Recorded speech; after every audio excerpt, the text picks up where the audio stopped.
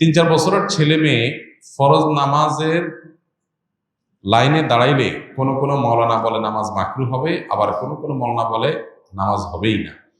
আপনি বলেন নামাজ হবে, উহার হাদিস নম্বর কত জানালে খুশি হব। হাদিসের এক্সাক্ট নম্বর তো আর আমি নিয়ে এখানে বসি নাই বা মুখস্থ নাই, এভাবে তো হাদিস নম্বর মুখস্থ করে দেওয়া কঠিন, তবে খুঁজে বের করে দেওয়া যাবে আপনাকে, এটা 2-4 মিনিটের ব্যাপার।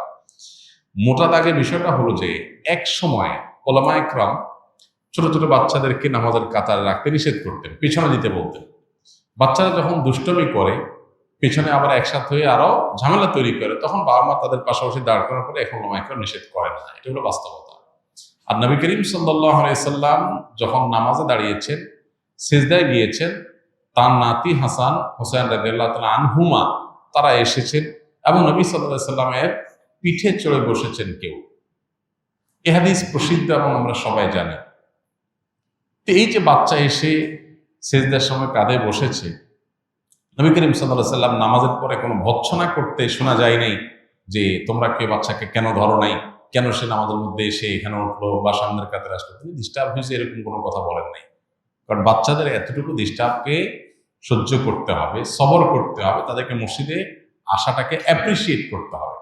হ্যাঁ, যদি বাচ্চাদের দুষ্টামির আশঙ্কা না থাকে তাহলে অবশ্যই তাদেরকে আলাদা কাতারে পেছনে দাঁড় করানো উত্তম। কিন্তু তারা ডিস্টার্ব করবে, একসাথে হয়ে আরো ঝামেলা করবে, এরকম হলে বাবারা তাদের পাশে রাখতে কোনো অসুবিধা নেই।